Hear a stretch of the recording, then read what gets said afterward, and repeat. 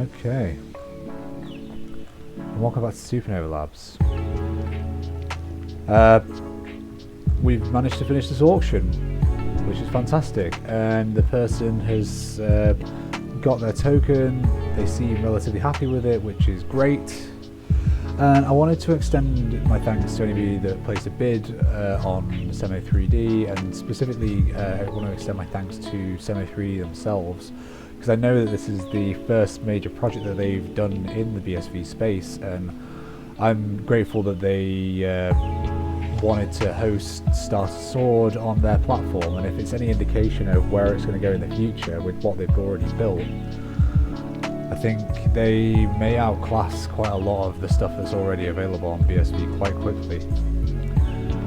Now, with that, we got a couple of questions about, well, what is Supernova Labs, like, who are you, like why are you doing this, all this kind of thing. So I wanted to take some time to address some of those questions. Like, I normally don't go into Supernova Labs that much because it's gone through many iterations over the years, and it's I'm currently in a period of what is the next generation of this going to be. So initially I wanted to start makerspaces, so I have 3D printers, VR headsets, robots here, because I remember back about 6 years ago now, I could see like Manchester where I am, and it was being left behind by a lot of the austerity here in the UK, and a lot of the investment was going to America. So I was trying to work out ways of like bringing that back home and reintegrating the lessons from these high-tech environments. And the best way I saw to do that was to put these technologies in the hands of people, because like when people can feel it, when they can see it, when they can understand it, it's more likely they'll integrate it into their own practice, into their own work, into their own business, and the gap can very, very quickly close. Now, I met quite a bit of resistance in getting these started here in Manchester. I ended up having to go to London and took some money to get the first physical lab started in Dalston in the UK. It's one of the first dedicated space and technology labs in the country. But the issue is with London rent and with these kind of services, I wasn't able to make enough money to keep going, so we ended up having to shut that down. So a lot of what I've been working on over the past couple of years now is like, how do I dematerialize this? Which is where, like, I mean, we had a VR headset back then, and we were working on building. Our major projects were building an open source space plane, but a lot of the 3D, that's a huge task. It's one of those things where you have to bite the elephant bit by bit. And VR was one of the main ways we saw to do that, because it's a means where you can go and like train, you can go and like design things quite freely without needing like quite a lot of capital overhead to do that. So that's when we took a swerve into VR and augmented reality and designing 3D assets. So Starter Sword is but a small piece of a much larger puzzle. The point being that we need assets that are interoperable and that we can sell in order to generate the revenue to get to the larger projects. So I hope that explains a little bit more about what Supernova Labs is and why, and maybe why we're doing it. I haven't explained that well, but I think I live by a maxim that a leader should be judged by how they treat people worst off in society, and I also believe that a rising tide lifts all ships. So if you cater to those that are worst affected by economic situations and market forces in society, you'll end up with a better society, because why would anybody want to live in a world where people are suffering? It is that simple. And I think, if I might go off on a tangent, there's one of the major problems with cryptocurrencies I've seen at the minute, because there's always been this undercurrent of cryptocurrency running through this whole thing. Like I was quite early in Bitcoin, like selling token, like I used to run PR for token sales back in 2017. So like I've seen all these like token sales and rug pulls and people running off with the money like 100 times before already, and it's just, you reach a point where you become a bit disillusioned with it. Now, one of the most affective things that happened to me during that time was somebody handed me a black bound book that had the Crypto Anarchist Manifesto bound with Satoshi's white paper. Now, hearing Craig speak about it now, I get the impression that this was never the intention for like what Bitcoin was supposed to be, or like how it was supposed to evolve. But like I don't know whether people entirely appreciate now that like back then there weren't really any alternatives to the financial system.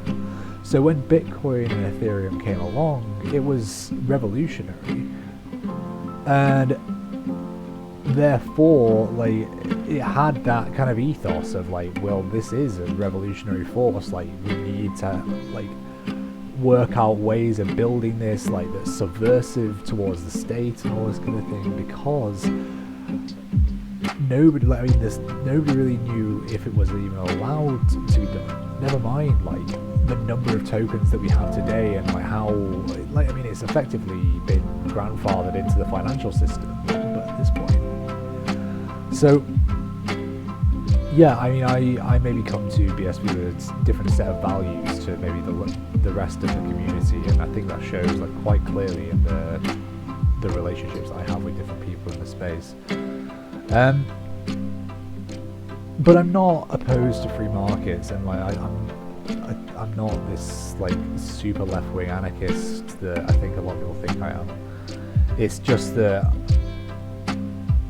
again, just to bring it back to that fundamental point, I believe that we should be catering to the worst off in society, and like free markets are based upon people building businesses from the bottom up, not mirroring a financial system where there's a bunch of people at the top that have a lot of money, so they can effectively guarantee that they're always going to win.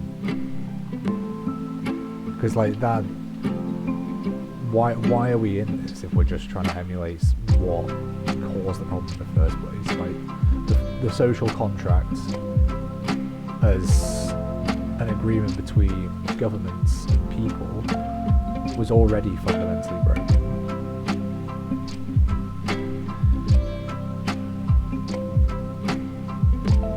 Systems of government are not supposed to be like the rich get rich and the poor live in absolute squalor. And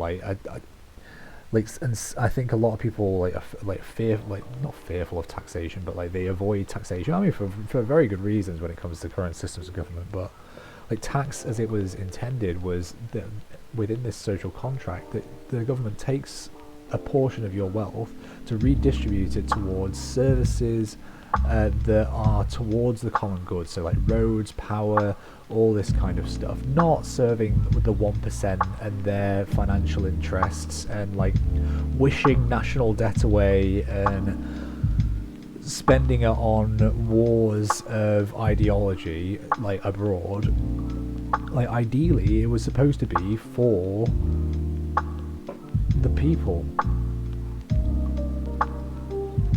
I just think we lost track of that somewhere, and I think cryptocurrency is in danger of going down that same route, because like all revolutions, they are financialized, they are brought under the guise of the establishment while remaining enough of a revolutionary like edge that people can have the experience of a revolution without actually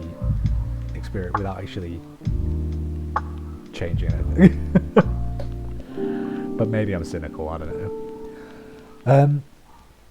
Anyway, I think I'm probably rambling at this point, but I just wanted to thank everyone for the support that we've received so far.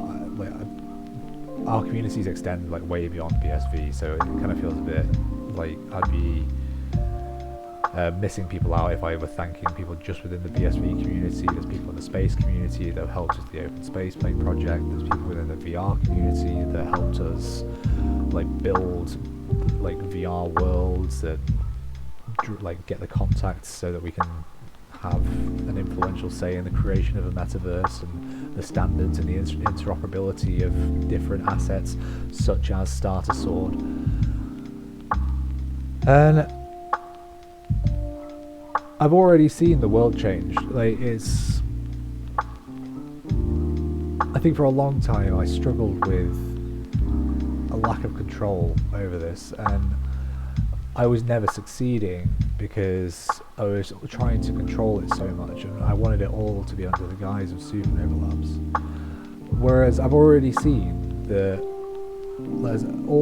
sometimes it's a direct result of the work we've done, or sometimes it's an indirect result of the work we've done, just from the artifacts we left behind. That companies, businesses, artists all over the world are taking on an entirely new way of doing things and creating for themselves rather than serving a system that doesn't work for them anymore.